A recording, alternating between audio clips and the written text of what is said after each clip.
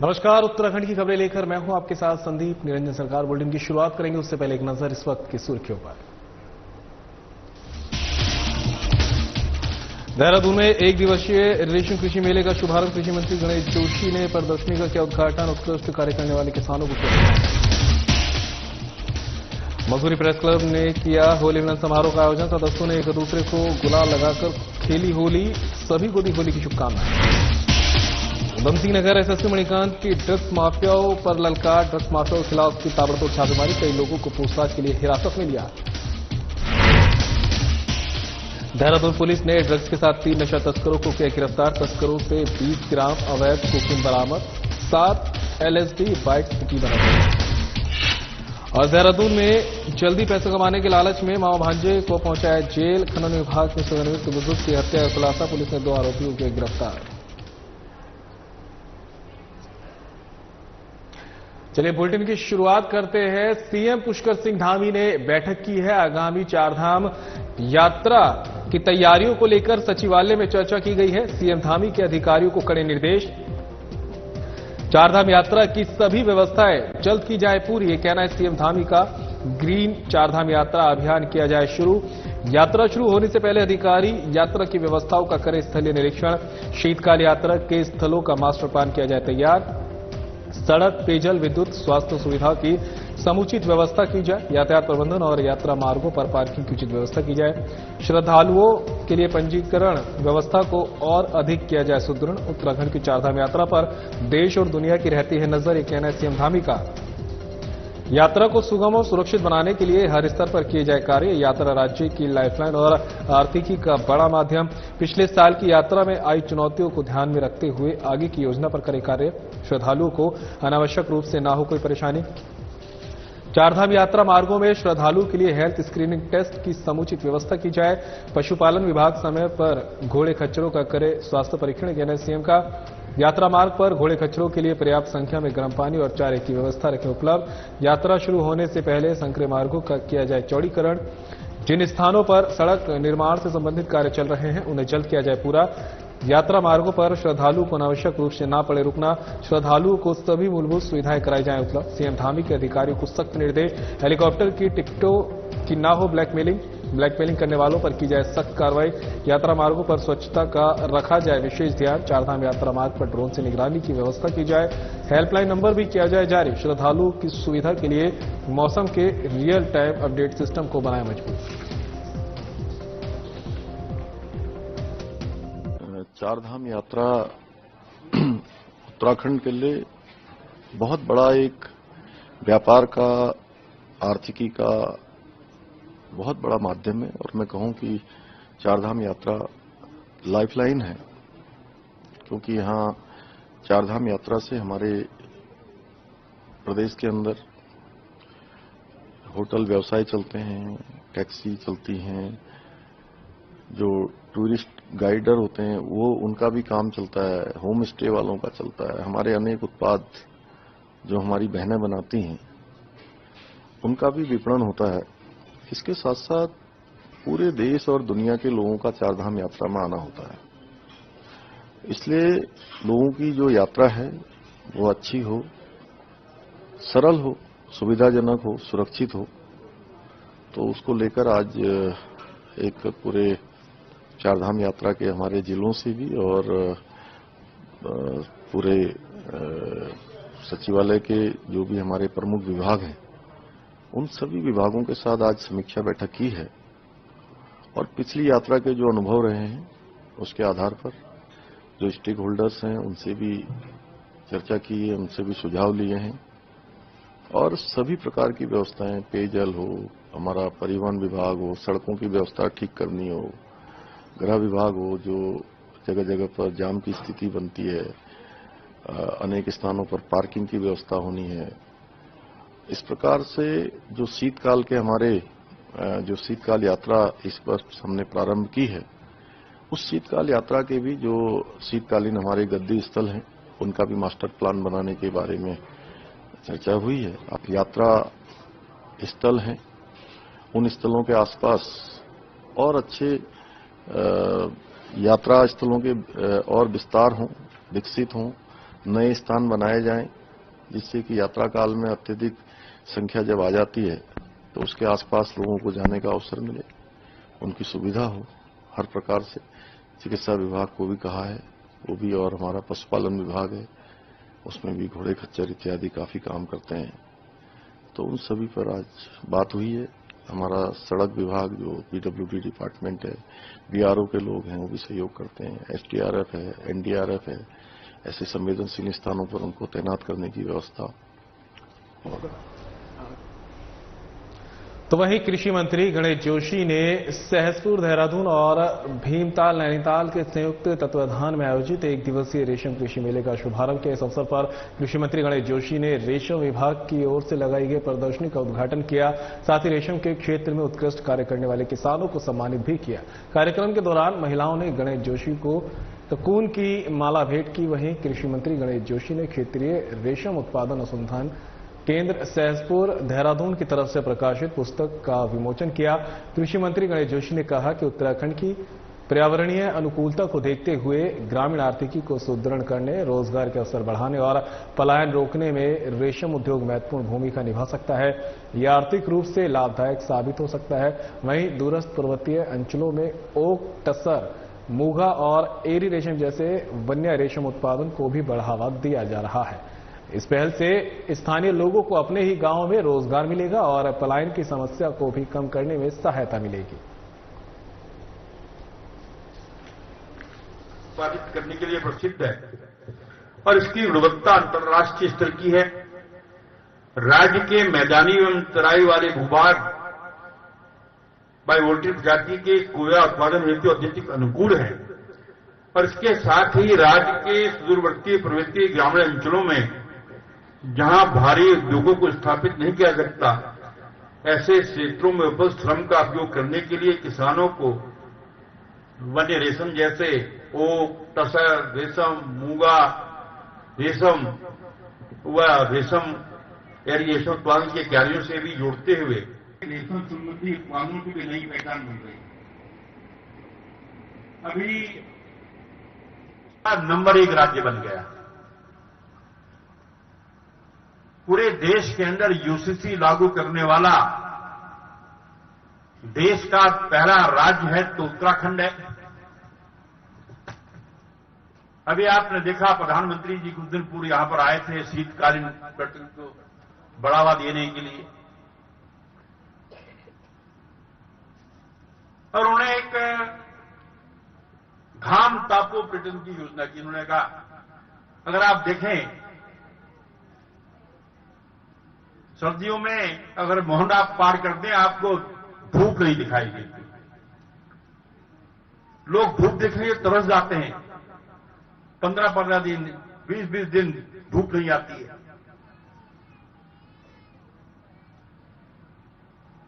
तो इस पर्यटन के माध्यम से भी हम लोगों को रोजगार देते हैं। चलिए अब अगली खबर उधम सिंह नगर से आप तक पहुंचा रहे हैं, जहां पर ड्रग तस्करों पर उधम सिंह नगर की पैनी नजर है। ड्रग माफियाओं पर उधम सिंह नगर एसएसपी मणिकांत मिश्रा की ललकार। ड्रग्स माफियाओं पर बरेली में की surgical strike. SSP Manikant Mishra ने स्वयं नेतृत्व कर ड्रग के गढ़ पर बोला दावा। ड्रग माफिया और नशे से जुड़े अपराधियों को पकड़ने के लिए छावनी में तब्दील हुआ बरेली का फतेहगंज। अघरास, फतेहगंज पश्चिमी और आसपास के अन्य स्थानों पर दी दबिश। ड्रग्स माफियाओं के खिलाफ की ताबड़तोड़ छापेमारी। इलाकों में मचा हड़कंप। कई लोगों को पूछताछ के लिए हिरासत में लिया। फतेहगंज पश्चिमी और अगरा क्षेत्र में ड्रग्स माफियाओं का बन चुका है अड्डा। माफिया उत्तराखंड के कई जिलों में करते हैं ड्रग्स की सप्लाई। कुख्यात पैडलर्स और माफियाओं को करवाया ट्रेस। ड्रग्स माफियाओं पर कार्रवाई कर दिया सख्त संदेश। नशे से जुड़े माफियाओं को कप्तान मणिकांत मिश्रा की खुली चेतावनी। नशा तस्करों को घर में से घुस के लाएंगे बाहर। नशा तस्करों की असली जगह जेल। ड्रग्स का जहर बेचने वाले समाज के ही नहीं बल्कि राष्ट्र के हैं दुश्मन।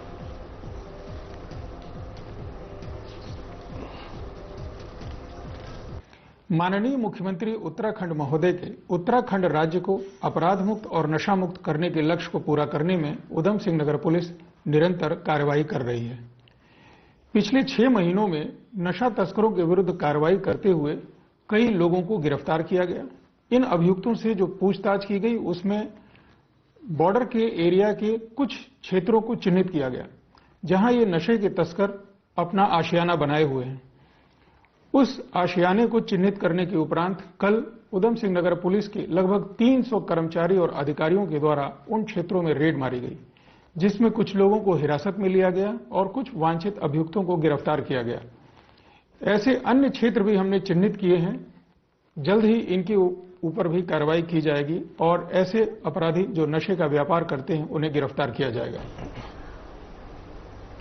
मसूरी प्रेस क्लब की ओर से होली मिलन समारोह आयोजित किया गया, जिसमें सभी सदस्यों की तरफ से एक दूसरे को गुलाल लगाकर होली खेली गई, साथ ही फूलों की होली भी खेली गई। इस दौरान मसूरी प्रेस क्लब के सभी सदस्यों ने होली की शुभकामनाएं दी और सभी को सपरिवार सुख शांति की कामना की। इस मौके पर मसूरी प्रेस क्लब अध्यक्ष सुनील सिलवाल ने सभी सदस्यों को होली की शुभकामनाएं दी और उम्मीद जताई कि सभी के परिवार में सुख शांति बनी रहे। महामंत्री सूरज सिंह रावत ने कहा कि हर वर्ष प्रेस क्लब की तरफ से होली मिलन समारोह आयोजित किया जाता है और आज भी सभी लोगों की ओर से फूलों की होली खेली गई है।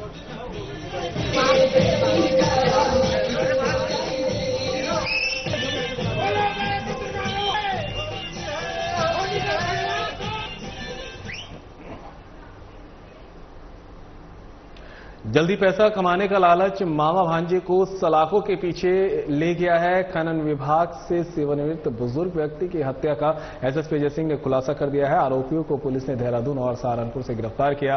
आरोपियों के कब्जे से मृतक के खाते से निकाले गए 4,80,000 रुपए नगद, चेक, एफडी। घटना में प्रयुक्त कार सहित अन्य सामान भी बरामद किया गया है। पुलिस ने आरोपियों को कोर्ट के आदेश पर जेल भेज दिया है। एसएसपी अजय सिंह ने बताया कि आरोपियों ने बुजुर्ग व्यक्ति के खाते में पड़ी 25 लाख की रकम को हड़पने के लिए हत्या की साजिश रची थी। साजिश के तहत इलाज के बहाने देवबंद ले जाकर बुजुर्ग व्यक्ति की हत्या कर दी गई। हत्या के बाद शव को देवबंद की नहर में फेंक दिया था। घटना के बाद आरोपियों ने बुजुर्ग व्यक्ति के सिम को अपने मोबाइल में डालकर यूपीआई आईडी बनाई, जिसके बाद बुजुर्ग के खाते से अब तक अपने खाते में 13 लाख रुपए ट्रांसफर किया। आरोपी की पहचान मोहित त्यागी निवासी देवबंद और प्रवीण कुमार निवासी ग्राम लखनौती सहारनपुर के रूप में हुई है। फिलहाल पुलिस ने आरोपियों को जेल भेज दिया है। जो लखनऊ के निवासी हैं, इनके द्वारा अपने चाचा की गुमशुदगी के संबंध में थाना रायपुर पर एक प्रार्थना पत्र दिया गया था और इस प्रार्थना पत्र में उनके द्वारा बताया गया कि उनके जो चाचा जी उनका कोई कहीं शादी वगैरह नहीं करी, रिटायर हो चुके हैं और अकेले यहाँ पर किराए पर रायपुर क्षेत्र में रहते थे और कभी कभार महीने में उनकी 15 दिन में उनसे उनकी कभी वार्ता हो जाती थी और चूंकि वो कैंसर से पीड़ित थे, उनका इलाज चल रहा था, अपना खुद भी दिखवा रहे थे, इस कारण वो धार्मिक क्रियाकलापों में कभी प्रयागराज कभी अन्य जगह चले आते थे। इस आधार पर उन्हें एक शिकायत बताई और इसके बाद उनको गुमशुदगी जब दर्ज की गई थी तो उनकी जब कॉल डिटेल वगैरह चेक की गई और अन्य चीजों की जानकारी की गई तो पता चला कि उनके टच में एक वहां जहां पर किराए पर रहते थे उनसे फेमिलियर होकर एक व्यक्ति जो ई रिक्शा का काम करता था, जो उनको दवा और मेडिसिन के लिए भी कहीं ले आता था, इलाज के लिए भी ले आता था और उनके अन्य घरेलू कामों में भी हाथ बटाता था। कहीं न कहीं उसने उनके जो पारिवारिक स्थितियों को देखते हुए कि वो अकेले हैं, उनका कोई पूछने वाला नहीं है और साथ ही साथ उनके अकाउंट में, चूंकि उन्होंने बताया कि रिटायरमेंट के बाद उनको काफी पैसा जो रिटायरमेंट बाद मिलता है उनके अकाउंट में जिससे वो खर्च पानी चलाते हैं, इसको देखते हुए उन्होंने एक षड्यंत्र के तहत, अब दूसरे जिसका नाम प्रवीण मोहित कुमार है, तो इसने षड्यंत्र के तहत उनको इलाज के बहाने कि एक कैंसर का अच्छा इलाज देवबंद में होता है जहां पर वो करा सकते हैं और उनके जानने वाले हैं जो अन्य झाड़ फूक तरीकों से भी इलाज कर देते हैं, इसके इस षड्यंत्र के तहत वो वहां उसको ले गए और अपने मामा के साथ मिलकर, जिसका नाम प्रवीण कुमार त्यागी है, और उनकी गला दबा के हत्या कर दी और नहर में डेड बॉडी फेंक दी। चूंकि पैसा मृतक के अकाउंट में था तो इसलिए जो उनकी एफडी थी, चेकबुक थी, इन्होंने इनके कमरे से जो किराए का कमरा था ले लिया था यहाँ से और साथ ही साथ अकाउंट की लिमिट थी तो रोज उसके अकाउंट से जो है पासवर्ड वगैरह लेने के उपरांत इसकी हत्या जब कर दी थी तो डेली अपने अकाउंट में या अन्य अकाउंट में ट्रांसफर कर रहे थे, जिसके कारण जो उनके द्वारा 13 लाख रुपए करीब विभिन्न समय पर निकाला गया और जिसमें 4,80,000 रुपए इनके पास से बरामद भी हो गया, सिम कार्ड भी बरामद हुआ, 5 लाख की एफडी थी जो वो तोड़ाने के फिराक में भी थे कि बैंक में लगा के इसको तोड़ा लिया जाए, वो सभी साक्ष्य जो है दोनों अभियुक्तों से बरामद हो गए और इसमें जो डेड बॉडी अभियुक्तों द्वारा फेंकी गई थी वहां पर जानकारी करने में पता चला कि देवबंद थाने में वहां पर अज्ञात में, चूंकि डेड बॉडी का जब अज्ञात में पोस्टमार्टम हुआ तो उसमें गला दबाकर हत्या करने की बात की पुष्टि हुई थी, जिसके आधार पर वहां हत्या के मामले में वहां मुकदमा भी दर्ज है। तो सारे साक्ष्य मिलने के बाद अभियुक्तों को गिरफ्तार करके आज न्यायालय में पेश किया जा रहा है। देहरादून पुलिस को बड़ी सफलता हाथ लगी है। पुलिस ने ड्रग्स के साथ 3 नशा तस्करों को गिरफ्तार किया है। तस्करों के कब्जे से 20 ग्राम अवैध कोकीन और 7 LSD ब्लॉट्स बरामद किए गए हैं। बरामद अवैध मादक पदार्थों की कीमत 15 लाख रुपए की गई है। मामले का खुलासा करते हुए एसएसपी अजय सिंह ने बताया कि चेकिंग अभियान के दौरान राजपुर पुलिस ने काट बंगला पुलिस के पास से नशा तस्कर से कोकीन और LSD बरामद की। पूछताछ करने पर तस्कर ने बताया कि कोकीन और LSD को विशाल क्षेत्री और मिथिलेश श्रीवास्तव नाम के व्यक्तियों से लाना बताया गया, जिस पर पुलिस ने कार्रवाई करते हुए दोनों तस्करों को गिरफ्तार किया है। आरोपियों की पहचान कुशाग्र गुप्ता, विशाल छेत्री और मिथिलेश श्रीवास्तव निवासी देहरादून के रूप में हुई है। फिलहाल पुलिस ने तीनों तस्करों को कोर्ट के आदेश पर जेल भेज दिया है। राजपुर में 3 अभियुक्तों को इसमें अरेस्ट किया गया, जिनके पास से जो है कोकीन की बरामदगी हुई। साथ ही साथ इसमें 7 LSD भी बरामद हुई है। पूर्व में भी एक गैंग यहाँ सक्रिय था, जो 6 इसमें फॉरेन नेशनल्स पकड़े गए थे, जिनके कहीं न कहीं लिंकेजेस थे, जो यहाँ पर लोकल लड़कों के टच में आकर यहाँ पर सप्लाई कर रहे थे। उनकी अरेस्ट के बाद इसमें शिवम गुप्ता का नाम पता चला था, जो पूर्व में भी पुलिस ने उसके द्वारा पुलिस ने भी काफी कार्रवाई उसके ऊपर की है। प्रिवेंटिव डिटेंशन में भी कार्रवाई की गई। साथ ही साथ जो है अन्य इसमें उसके जब्तीकरण भी किया गया उसके अवैध संपत्तियों का। और इसके बाद उसके इस गैंग को बढ़ाने के लिए वो यहाँ से छोड़कर अन्य अपने लड़कों के साथ यहाँ पर इस काम को बढ़ाना चाह रहा था, जिसमें एक सूचना के आधार पर चेकिंग में 3 लोगों को बरामद पकड़ा गया, जिससे जो है अवैध कोकीन भी बरामद हुई, जिसकी कीमत करीब 15 लाख रुपए है। इनके अन्य संपर्क सूत्र जो यहाँ पर इस तरह के काम कर रहे हैं, उनके बारे में जो जानकारी मिली उसके संबंध में एक अलग से टीम हमारी काम कर रही है। चलिए अब खबर देहरादून से है, जहां पर सचिवालय में सीएम पुष्कर सिंह धामी ने बैठक की है और अधिकारियों को यहां पर जरूरी दिशा निर्देश दिए हैं। उत्तराखंड में डेस्टिनेशन वेडिंग को दे बढ़ावा। त्रियुगी नारायण में सड़क कनेक्टिविटी को बनाए बेहतर। हेलीपैड का करें निर्माण। नई वेडिंग डेस्टिनेशन के विकास पर दें विशेष ध्यान। डेस्टिनेशन वेडिंग से राज्य की अर्थव्यवस्था को मिलेगी मजबूती, है कहना सीएम धामी का। राज्य की आर्थिकी को मिलेगा बढ़ावा। प्रदेश का प्राकृतिक सौंदर्य और आधुनिक सुविधाओं से प्रमुख वेडिंग डेस्टिनेशन बनाने में होगी सहायक। डेस्टिनेशन उत्तराखंड के लिए गाइडलाइन करें तैयार।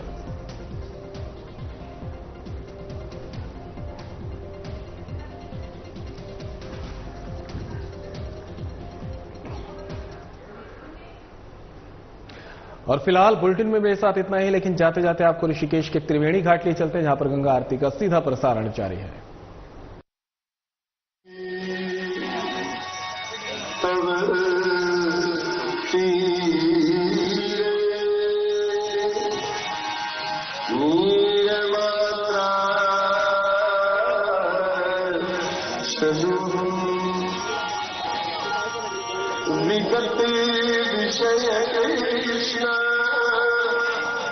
कृष्ण सकल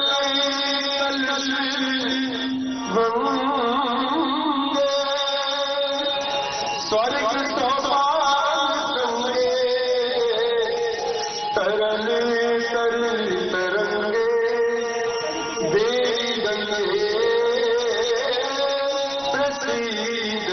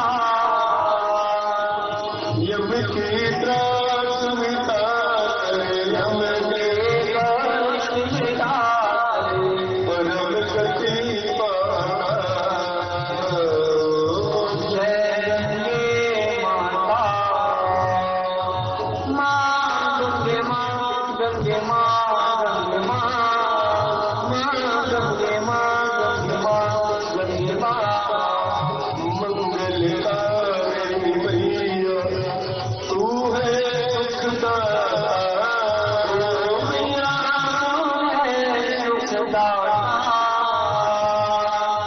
तेरी गोद में आकर शरण में आकर मन शांति पाता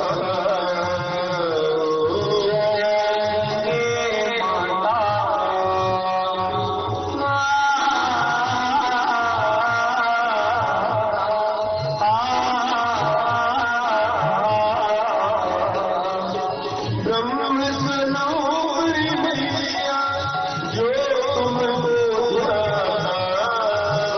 मैया तुमको प्यारा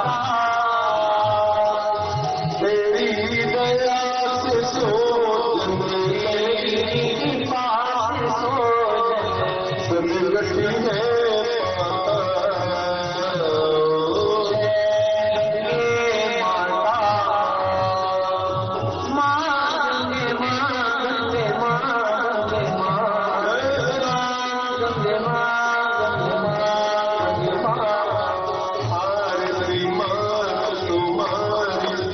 जो जन मिटेगा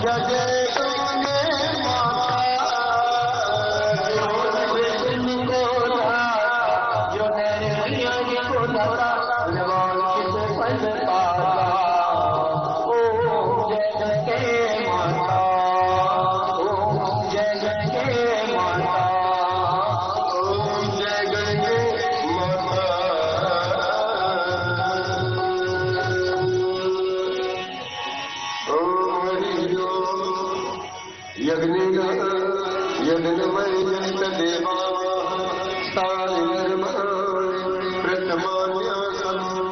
प्रथमान्यासन्नतेषुनाथो महिमानस्तचन्ते यत्र पूर्वे सास्या सन्ति देवा ॐ राजाधिराजाय तस्यै साहिने नमो मजम्बे श्रवणाय पुरमहे तुमे नमः ताम कामेश्वरो में श्रवणो दधातु कुबीराय श्रवणाय महाराजाय नमः ॐ योगा पुष्पमेव पुष्पमान्यजान् पशुमान् भवति चन्द्रमा पुष्पम् पुष्पवान् प्रजावान् पशुमान्